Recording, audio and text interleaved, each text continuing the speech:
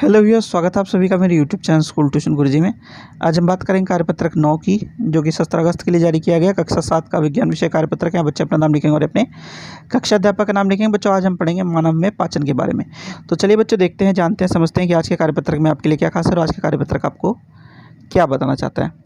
तो बच्चों, जब हम बात करते हैं मानव पाचन तंत्र की, तो मानव पाचन तंत्र अंतःग्रहण जो प्रक्रिया है उसके द्वारा शुरू होता है, यानी कि हमारे शरीर में जब मुख या मुख गहिका से भोजन को डाला जाता है, और जो हमारी बृहदात है इसके द्वारा जब भोजन को निकालने की प्रक्रिया शुरू हो जाती है, यानी कि जितना भोजन, जो ऐसा पदार्थ है वो अपचित पदार्थ है जो मृदाशय में चला जाता है और समय समय पर निकलता रहता है, ये पूर्ण हो जाती प्रक्रिया, तो उस प्रक्रिया में हमारे भोजन का पाचन पूर्ण कहलाता है बच्चों।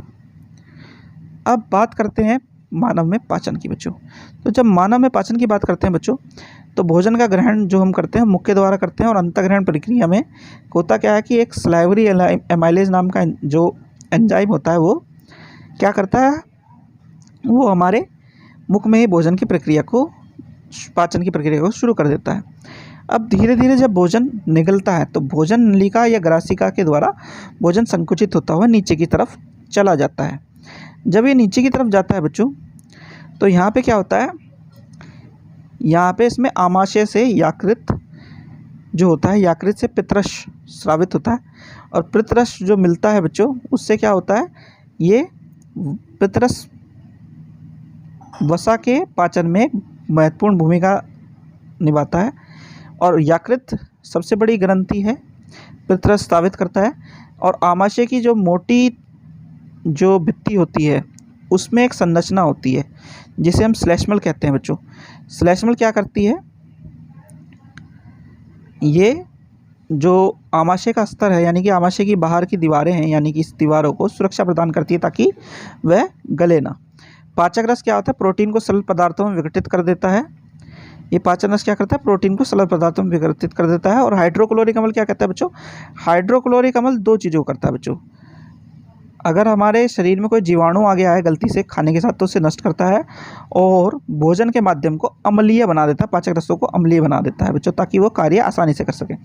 अब होता क्या है बच्चों, ये आमाशय से सीधा चल जाते हैं कहाँ पे, बृहदात में। बृहदात में क्या होता है बच्चों, बृहदात में हमारा जो अग्नाशय है, आमाशय से जब आ गए तो ये क्या हो गया, ये अग्नाशय में आते हैं अग्नाशय में से जब ये इधर की साइड में आ गए बच्चों आपके शुद्धांत में, तो शुद्धांत में क्या होता है, शुद्धांत में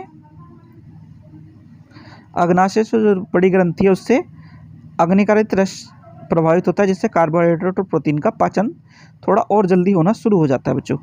तो यहाँ क्या करता है, सरल शर्करा को ग्लूकोज में परिवर्तित कर देता है, यानी कि कार्बोहाइड्रेट को सरल शर्करा या ग्लूकोज में, वसा को अम्ल या ग्लिसरॉल में, प्रोटीन को अमीनो अम्ल में ये परिवर्तित कर देता है बच्चों।